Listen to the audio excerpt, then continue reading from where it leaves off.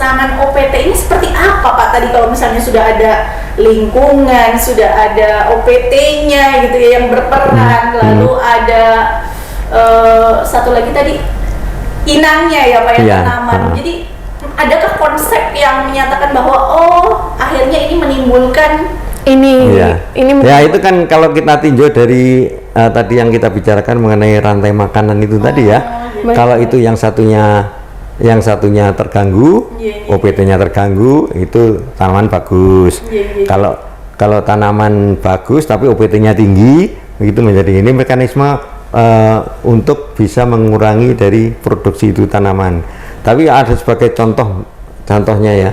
Kalau itu yang lebih karena proses diversifikasi yang kurang. Dan ini diversifikasi yang ditujukan pada gen varietas. Jadi kalau keragaman gen varietas itu yang ada di varietas itu tidak beragam, itu termasuk ini diversifikasinya kurang. Kalau diversifikasinya kurang kan berarti serangan hama dan penyakitnya akan lebih tinggi. Contohnya itu wereng coklat. Itu pada tahun 70-an, pada tahun 1970 itu hama wereng coklat itu yang menyebabkan kerdil rumput maupun kerdil hampa. Itu yang menyebabkan itu adalah karena virus yang dibawa oleh wereng coklat. Itu vektor. Dia juga sebagai hama, juga sebagai vektor. Di samping dia merusak tanaman, dia juga sebagai vektor yang mengembangkan virus tadi. Nah, pada saat itu terjadilah pengembangan padi PB5 dan PB8. Nah, itu diusahakan sangat besar-besaran, mungkin seluruh Indonesia keragaman varietas itu hanya itu saja. Terus kemudian dari situ itu hama itu akan beradaptasi dengan baik dan menularkan dengan baik. Nah itu akhirnya runtuh. Betul sekali. Musuh. Nah, kemudian pemerintah mengusahakan lagi adanya IR26. IR26 itu tahan terhadap wereng itu tadi. Tapi seiring dengan berjalannya waktu, karena diversifikasi genetiknya tidak ada ya, dan itu semakin tinggi seperti yang pada PB5 dan ini. Kemudian dari situ itu dari IR26 kemudian terserang lagi, akhirnya kan terserang lagi, busuk lagi, kemudian timbul lagi, kita mengusahakan IR36. IR36 itu yang namanya UPT juga pinter-pinter adaptasi dan ini ya, terus akhirnya berkembang lagi dan bisa merusak tanaman lagi. Jadi begitu terusnya. Oleh karena itu sekarang dari penelitian itu kita menanam harus berbagai varietas dalam satu areal supaya diversifikasi dari ini. Itu kan karena ketahanan itu kan gini Mbak. Jadi kita antem IR26 sudah hancur kan?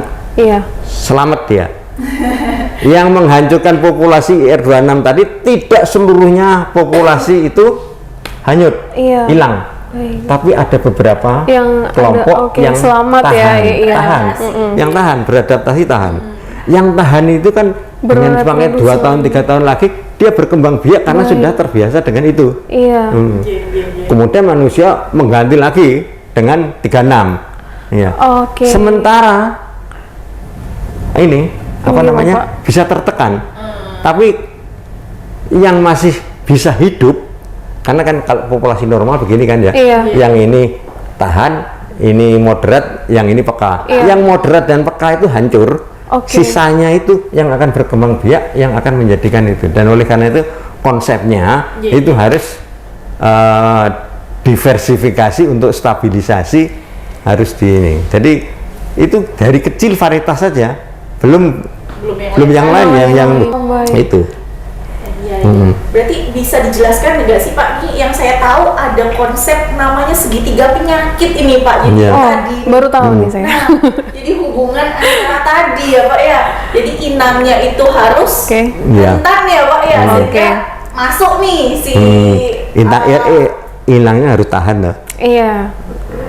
Terjadinya timbulnya konsep penyakit. timbul penyakit Harus rentan dulu, lalu lingkungannya mendukung. Iya. Dan OPT-nya ini harus virulen gitu ya Pak, Iya. ya, sehingga dapat meningkatkan dapat masuk atau Jadi ketiga unsur itu tadi mengenai inang, OPT dan ini kan kita lingkungan. Oke. berbelajar dengan segitiga Konsep penyakit, tadi, ya, segitiga penyakit kan lingkungan. Dan ini sudah mempunyai pengaruh sendiri-sendiri. Jadi jadi tidak selalu inang itu harus peka. Oh. Nah ini karena yang kita tahu katanya harus peka dulu nih, Enggak. harus sakit dulu, Iya. gitu kan ya Pak ya. Nah, Dalam kondisi jadi rentan dalam ini kondi- Harus peka ternyata teman-teman. tidak harus peka. Apa yang kita usahakan, karena kan kita usahakan misalkan tadi kita mengusahakan tanamannya varietas TB5. TB5. Artinya pengembangan werengnya itu semakin tinggi. Baik. Terus kemudian usaha manusia mengganti Nah, itu dia. supaya Menurun. OPT menurun. Iya. Berhasil Iya. 26. Tapi 26 itu dari sistem ketahanan itu kan ada tahan, tahan, moderat dan peka. Yang moderat dan peka itu dihantam dengan IR36 mati.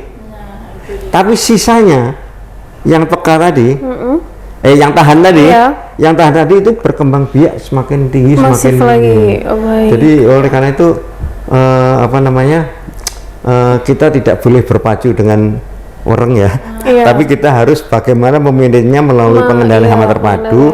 Itu pengelolaan lingkungan itu supaya varietasnya juga bervariasi. Baik, Lingkungannya diusahakan supaya sesuai dengan tanaman, tapi tidak sesuai dengan hama dan OPT OPT tadi. tadi. Baik, Lingkungan itu, jadi kompleks ini saling satu sama lain saling berkaitan Kaitan. itu. Jadi kira-kira itulah yang menyebabkan hama ini. Oleh karena itu manusia harus pinter-pinternya. Itu dia. Makanya Jangan sampai lebih pinter si OPT-nya. Iya. tapi kebanyakan karena proses ekonomi dan nilai yang nilai penghasilan yang tinggi itu kadang-kadang dilupakan keseimbangan itu, Baik. sehingga terjadinya seperti itu. Konsepnya balik lagi ya Mbak Ajem ya. Benar sekali. Keseimbangan alam. Gitu Iya. ya. Kalau Jadi- misalkan dari sudut pandang saya ini namanya ada 3 sehat, 4 sempurna kayaknya. Jadi itu yang sehat itu pertama Tanamannya. si tanamannya sebagai inang, terus juga organisme ininya ya, terus juga ada lingkungannya dan Lingkungannya. manusia sebagai Pengelola penyempurnanya. jadi ada Gitu. 4 poin ya, Iya, ada 4 faktor. jadi 3 sehat. Itu kita kembangkan dari segitiga penyakit itu, Betul. teori segitiga Oh, penyakit iya, itu. iya. Karena manusia inilah sebenarnya Sebagai penyebab ini ya, utamanya yang mengerti lingkungan, kendalinya. yang bisa mengatur lingkungan itu harus baik. Gitu. Ya kira itu. Betul sekali. Ya. Kira-kira apa lagi? Jadi Nah ini kaitannya dengan konsep perlindungan Pak. Kalau tadi kita sudah tahu Iya, sudah masalah itu ya. macam-macam ya. penyakit Iya. atau konsep timbulnya OPT. Nah bagaimana ini dengan konsep pengendaliannya ya Mbak Ajem? Jadi ini? konsep dari perlindungan tanaman yang Iya. ini adalah Jadi, karena suatu mata kuliah wajib di dalam agroteknologi Iya. ya, agrotek ya. Nah, itu adalah mengenai konsep perlindungan tanaman itu harus kita perhatikan betul dan kita mengerti betul, karena ini adalah dasar daripada pengelolaan hama terpadunya itu tadi. Yang pertama itu kenapa itu perlindungan tanaman itu keluar? Karena kegagalan pemberantasan hama konvensional. Karena secara konvensional kan itu ada 4 tahap sebenarnya. Apa itu, Bapak? Yang pertama itu yang konvensional, tidak ada apa-apa dan ini mengandalkan pada stabilitas itu tadi. Oh, baik. Oke. Terus yang kedua itu sudah mulai mengenal konvensional ya, meninggalkan konvensional menjadi teknologi baru. Oh, baik. Ya, menggunakan itu. Iya. Tapi yang itu tadi ya. Terus kemudian Yang ketiga, Bapak. yang ketiga tadi apa Mbak? Sampai lupa aku tadi. Tadi tahapan subsisten, eksploitasi. iya. Nah, eksploitasi itu adalah ya keserakan manusia barangkali ya. Iya. Nah, itu mengeksploitasi apa saja sehingga dia akan bagaimana mengusahakan dia hama itu menjadi rendah. Baik. Kemudian termasuk pemakaian pestisida. Nah, pestisida masuk ke tahap berikutnya, fase kritis. Oh. Nah, kalau fase kritis itu karena kita terlalu mengandalkan pestisida untuk menyelamatkan hasil, itu manusia berusaha untuk menggunakan pestisida yang bahan-bahan kimia iya, tadi. ya bahan kimia itu supaya tanamannya selamat dan dia mengirim keuntungan. Tetapi tahap berikutnya bukan menyelesaikan masalah, tetapi membuat bencana. Bencananya apa? Resistensi, Iya. resistensi, pencemaran lingkungan, Iya. bahkan berbahaya terhadap manusia. Iya, kesehatan. Oh iya, betul.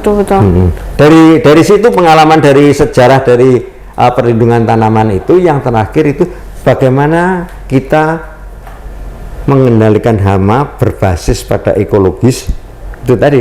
Karena ekologis itu nanti kan yang pertama sudah kita bicarakan kan, Iya. rantai makanan, kemudian faktor yang keseimbangan, diversifikasi menjadi kemudian tindakan manusia, dan oleh karena itu dari pengalaman itu kita padukan yang terkenal dengan pengendalian hama terpadu. Sebenarnya pengendalian hama terpadu itu adalah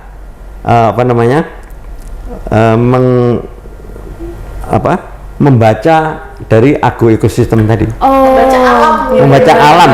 Bagaimana? Kalau populasinya tinggi dikendalikan, terus kemudian pestisida digunakan apabila perlu. Karena keseimbangan alam itu kita Harus butuhkan. dijaga.